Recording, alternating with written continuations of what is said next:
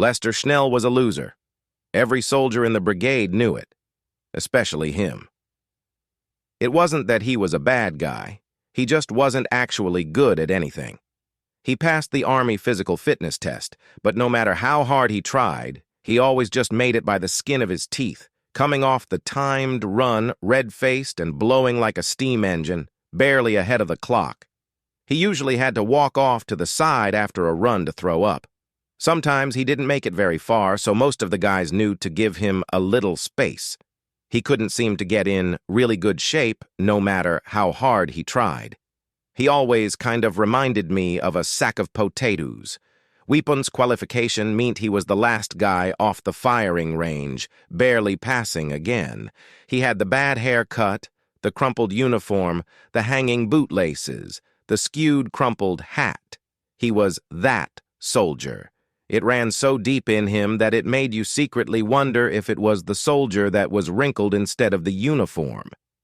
He'd been promoted to sergeant by sheer perseverance and a lot of luck. They just needed a lot more sergeants than usual that year. It happened sometimes, especially during wartime. Nobody really disliked him, but then nobody really thought of him as their best friend either. He didn't hang out with the rest of the guys. He didn't play video games or watch much in the way of movies because he tended to get nasty migraines. He was no leader of men. Nobody would follow him to hell. Maybe to the mess hall, at least on pizza day, but not to hell. The only thing he'd ever done that was notable was to climb into a burning Humvee to pull another soldier out after an IED strike. The badly burned soldier, PFC Tony Campbell, died in his arms a couple minutes later, before the medevac helicopter even got close. The kid had just rotated in too. That had devastated him and pretty much shattered whatever self-worth Schnell had. Schnell ended up getting a medal for doing what he did, but it felt more like the command was saying, "You really tried hard." At the award ceremony, when they described his attempt to comfort a dying soldier, I remember he looked really green the whole time. You could see he felt like he had failed again. His marriage, if you could call it that, was an absolute disaster. He'd gotten married more or less because his domineering mother had wanted him to. She introduced him to a girl named Cassandra, who she liked a lot, probably more than she had ever liked him. He sort of got railroaded into it. The marriage lasted less than 3 years, and it had ended uglier than usual while we were deployed. We hadn't been out very long before rumors began to drift in. Cassandra had been seen at the club. Cassandra had been seen out with a guy at a restaurant. Cassandra was seen at a hotel with a guy. Cassandra had actually moved some guy into their house. 4 different guys, a couple civilians and a couple military guys. Pretty bold, moving some guy into their on-base house, and the brigade sergeant major put a stop to that when he heard about it. Rumor had it he stopped a couple careers over it as well, but I never knew for certain. He couldn't really touch her civilian boyfriends, but no soldier is ever beyond the reach of a truly pissed-off sergeant major. I guess somebody must have also told Schnell, too. Cassandra found out he knew and emptied the house and their bank account, with all his combat pay and savings. She was long gone by arrival day, so he came back to nothing. That might have been the worst part of it. He never got to confront her. He never got to face her, tell her what she was and make her own that shit, at least for a moment. Maybe gain a little self-respect back. Or in Schnell's case, maybe grow a little self-respect. He couldn't even turn to his family since his mother apparently believed whatever story Cassandra told her and pretty much disowned him. Or maybe Cassandra had just told her the truth since neither of them really seemed to think much of him to start with. All he could do was go ahead and sign the divorce papers that had been left on the kitchen counter. There was just no point to contesting anything. 6 weeks later, the shake and bake divorce was complete. He had to pay Cassandra some maintenance for 6 months. She claimed to be broke. She even claimed she'd sold his car. Rumor had it that one of her boyfriends was driving his old car around, so she probably just gave it to the guy. In that time-honored military tradition, a couple of the guys collected up some money and took him to a really high-end strip club in Atlanta. It was probably more out of sense of duty than because they really liked him. Instead of getting tons of lap dances and getting hammered like he was supposed to, I heard he'd spent the whole time whining to one of the girls there about how his life had turned to shit. I was pretty sure he was paying for her time while she listened. Sergeant Schnell just wasn't a winner. He never had been, and now he wasn't going to get the chance. He was laid out in his casket. I attended his funeral for no real definable reason. He wasn't one of my soldiers.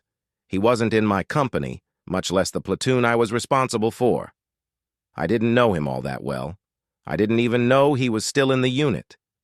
I vaguely remembered that he'd been assigned to the brigade staff sometime after we got back, but that was it. I hadn't actually seen him in several months. By the time of the funeral, not many of us who had been deployed with him were even left in the unit. That's a soldier's life, rotating to another unit every few years. Maybe because of that, he'd let the command know that he didn't want his funeral to be mandatory, and he didn't want a full military funeral. Why drag people to a funeral for someone they didn't even know? He wanted it all to be low-key. For some reason, that bothered me. I even heard he was to be cremated immediately after the funeral. Soldiers are soldiers, even Lester Schnell, and the idea that there wouldn't be a full funeral ate at me a bit. My wife was back home helping her mother with a house renovation, so I had way too much time on my hands. Schnell just kept floating to the surface of my brain. The thought ate at me until I got up that Saturday morning, put on my dress blues, and headed over to Hill Chapel. The chapel was nearly empty when I arrived. Just the brigade sergeant major standing near the casket and the colonel looking out at the mostly empty parking lot. The chaplain must have stepped out for a moment. I went to pay my respects and looked down at Schnell. He was shrunken, kind of folded in on himself, and instead of his usual bad haircut, his head was shaved bald. He was pale and waxy. Cancer. I turned to face the voice. Sergeant Major? Brain cancer, Sergeant. Those headaches he always had? It was inoperable brain cancer. He said it woodenly, staring at the body. I closed my eyes for a second. All the shit we saw out there and he gets killed by cancer? Hell of a way to go. Something, almost a smile, picked at the corner of the sergeant major's mouth. It was, Sergeant. It really was. I blinked. He sounded almost happy. But a sergeant major is never happy. Not in my experience, anyway. Damn sure not at a funeral for a soldier. He looked me over. Your uniform looks good. I'll need help folding the flag. I nodded. I could do something at least. It wasn't really a request anyway. We talked, and I stationed myself at the back of the chapel so I could come forward to assist with the flag at the right time. At first, I thought it was going to be just me, the brigade commander and the sergeant major, but a little at a time, soldiers started drifting in. Some in blues, some in utility uniforms, some in civilian clothes. A lot more than I would have expected, really. I guess it was eating at more than just me, but it was still just a sprinkling in the huge chapel. I was watching the clock move slowly forward when I heard a murmur run through the crowd. Schnell's ex-wife had walked in with an older woman that had to be his mother.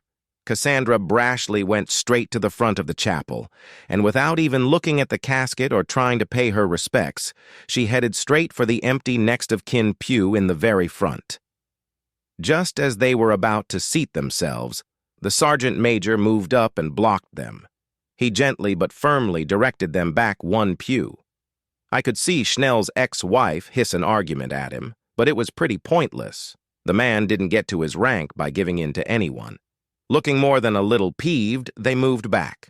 The world completely stopped making sense about 3 minutes later.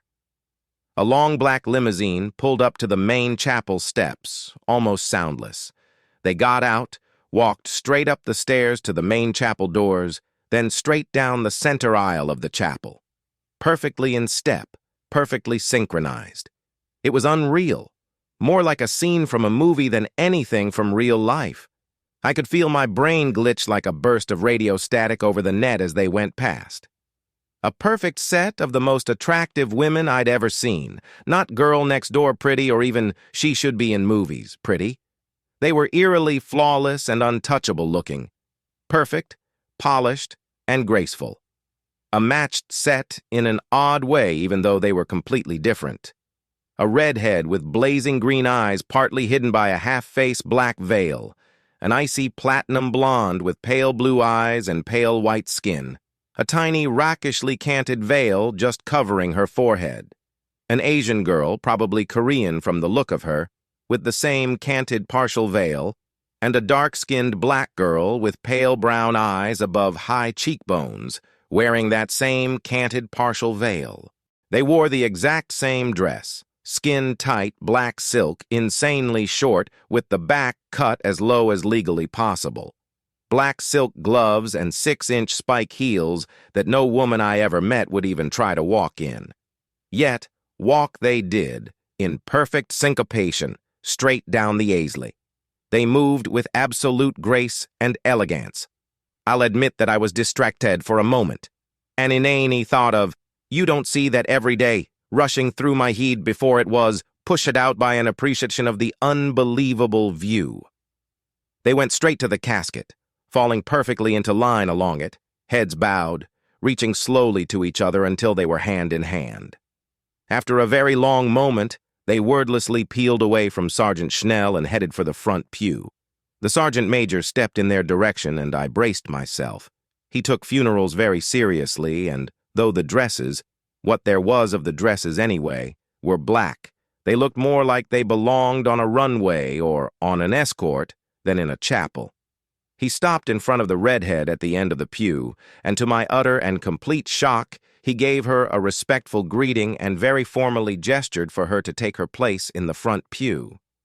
Each of the women paused in front of him, just long enough for him to address them with words I could hear across the suddenly soundless chapel. I'm sorry for your loss. Military funerals are solemn, quiet things, but Lester Schnell's funeral was nearly dead silent. Everybody in the chapel seemed to be holding their breath, afraid any sound at all would break whatever spell had been cast. The chaplain spoke. The brigade commander delivered a brief eulogy that completely left out any word of his family and focused on Schnell's hope that everyone would make the most of every bit of their life. I waited for something, anything, to explain the 4 women with their heads bowed, holding hands in the front pew, but nothing came. All too soon, taps sounded over the speakers, and then I was assisting in folding the flag, stepping away to see the sergeant major pass the flag to the brigade commander. Schnell's mother half stood, but sat slowly back down in shock as she watched him walk up to the redhead and present the flag to her. The 4 women hadn't moved at all. They had sat as soundless and motionless as possible through the whole ceremony. But I could see tears steadily, unashamedly, streaming down their faces. At the end of the funeral, the 4 women stood as one and walked out, the blonde in the lead, while the redhead was escorted out behind her with head down, clutching the flag flanked by the other 2 women. There was one tiny moment as they passed his ex-wife that I thought I saw something. Just for a second, I was sure I saw something. As the redhead's eyes flickered to the ex-wife, it was hate. Unmitigated, venomous, and absolute hate. Then it was gone, as she focused ahead, and they flowed out the chapel doors to the waiting limousine. I could see his mother and ex-wife staring after them, slack-jawed. As I walked out, I stopped to watch as Cassandra confronted the sergeant major in the parking lot. Who was that? He languidly raised one eyebrow. That's really none of your business. Red-faced, she glared at him. Shouldn't his mother have been given the flag? Not in this case. The flag goes to his family. But she is his family? Not according to him. What about his benefits? It dawned on me that this was what she was really looking for. Soldiers have fairly hefty life insurance for obvious reasons, and most of them pay it out by law, which means it would go to the spouse or the children. If a soldier has neither of those, it typically goes to his mother. The sergeant major gave a weary sigh and glanced at his watch. 33 minutes. I was wondering how long it would take you to get to the real reason you showed up. She gawped at him, trying to say something, but he cut her off. "You don't have to worry about that either. It isn't your problem, or his mother's." He pitched his voice so it wouldn't carry to the rest of the parking lot. "Have a great army kind of day." He slid into his car and started it, pulling away from her without even looking in her direction. And that, it seemed, was that. Of course, that wasn't all there was to that. I heard that Cassandra showed up repeatedly with a lawyer in tow, and after several meetings and much screaming and shouting, she had finally left, defeated. Beyond that, though, I heard nothing. Brigade staff is always rumor mill central, but if anyone knew anything, they absolutely kept it to themselves. I lost track of everything when I was promoted to Master Sergeant and then transferred to another base, although every once in a while memories of the funeral crept back up into the light, leaving me lost and puzzled. It was over a year later that I got the invitation to the Sergeant Major's retirement ceremony. The base he was stationed at was only a day's drive away, and I decided to head up there for it. Once the formal ceremony was over, everyone headed to the reception, which was really a large barbecue picnic. I wandered around for a bit until he called me over. "Have a seat, First Sergeant." "Sergeant Major, I guess you heard about that." "Recommended you for that position myself. You earned it." "Thanks." I sat down with my beer and we talked about how the new soldiers in my company were shaping up. After that, though, we fell silent and I watched him watch me for a moment. He raised his beer. "Go ahead. Ask." I started to deny it, but figured there was no point to that. "So what the hell was that all about?" A grim frown slowly formed on his face. "Schnell was he knew it. Not long after you guys came off the deployment, he went to a doctor for his headaches, but this one really looked and found the tumor. There was nothing anyone could do beyond help to manage the pain. They gave him a little over a year and a half at most. We reassigned him to brigade headquarters so he could just focus on keeping his shit together and getting everything in order. Figured we could transfer him to medical hold when it got bad." "That sucks." I shook my head. "He just always had shitty luck." He nodded slowly. "The counselors tried to talk to him, but you know how that shit goes." I sighed. "Going through the motions." "Yeah. So finally one of the counselors tells him he needs to talk to someone, anyone. He couldn't think of anyone he thought would actually care. Sure as fuck not his ex or his mother." A slight smile appeared on his face. Then he remembered somebody who had actually listened. "You remember when Michaels and Diaz took him to Atlanta?" "Yes, but it didn't sound like he had any fun." "No, maybe not the way everybody expected, but one of the girls sat down and let him tell her all about how his wife cheated on him and left him, told her all about how his life turned to shit." I looked at him as a suspicion formed. "Really?" "Really. A redhead named Amber. So he goes back to the club, finds her, and sits with her again. It all just comes out, all of it. The cancer, the loneliness, everything. Told her he wished he had the balls to just get it over with, just end it all." He leaned back, taking a pull on his beer. "I don't know which of them came up with the idea. Doesn't matter really, but they cut a deal. He'd marry her, make her the beneficiary of his military and civilian insurance policies, and she'd make whatever time he had left worth living." I had to chuckle at that. Looks like she could have done that. She sure as hell did. He had just over $1 million in insurance altogether. You can get a lot done with $1 million on the line. She got 3 of her friends to go in on it with her. The other 3 girls that were at the funeral, Tasha, Lynn, and Sienna. Pros?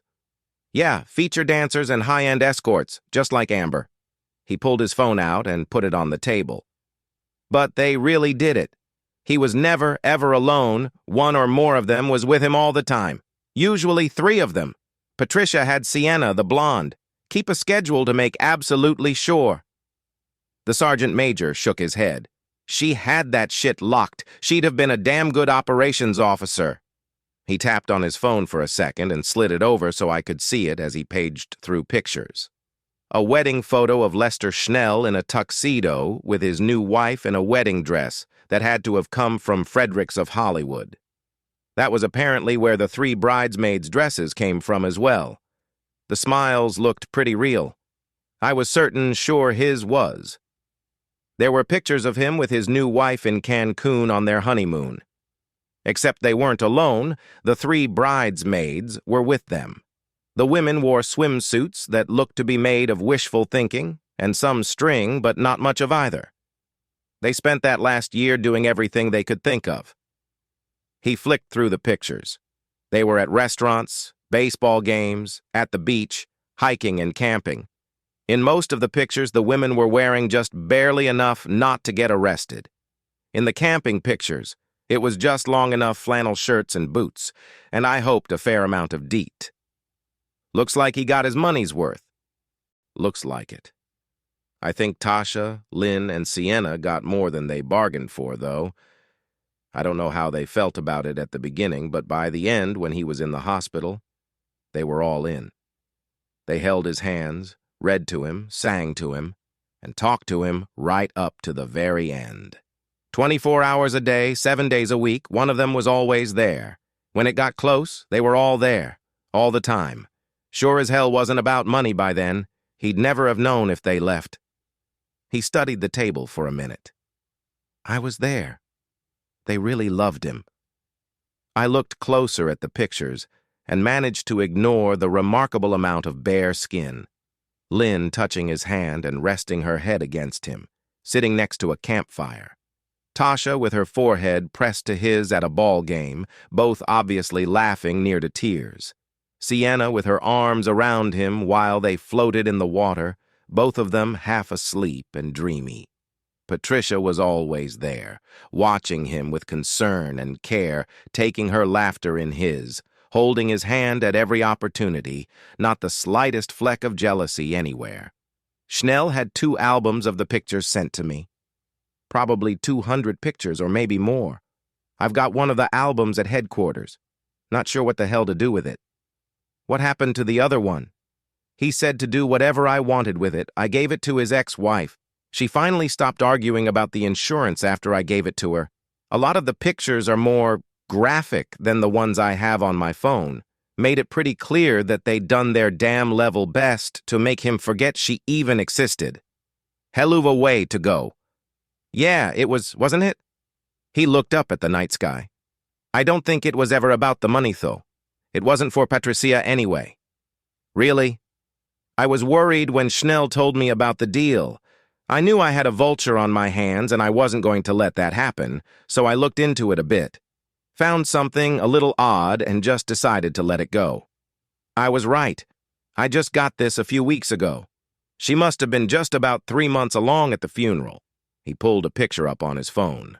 The picture was of Amber, much less formal in jeans and a t-shirt, smiling and holding a baby, sitting next to a picture of Schnell in his full dress uniform. The baby's resemblance to Schnell was unmistakable. I blinked. What the hell? Schnell never really looked into things or connected the dots. He was too distracted to really pay attention to anything beyond the fact that she really seemed to be the only one who cared at first. Then they kept him distracted. I guess I can understand that. Diaz admitted that Patricia paid him to make sure Schnell ended up in her club in Atlanta that first time. I never said anything, and I'm pretty sure Schnell never caught on. She didn't want him to know. Know what? He pointed to the shelf behind her in the picture, where another framed photograph of another soldier sat. She used to have a twin brother. Her last name was Campbell. Subscribe to our channel to keep your partner from cheating on you, and listen to the next story because this story is nothing compared to the next.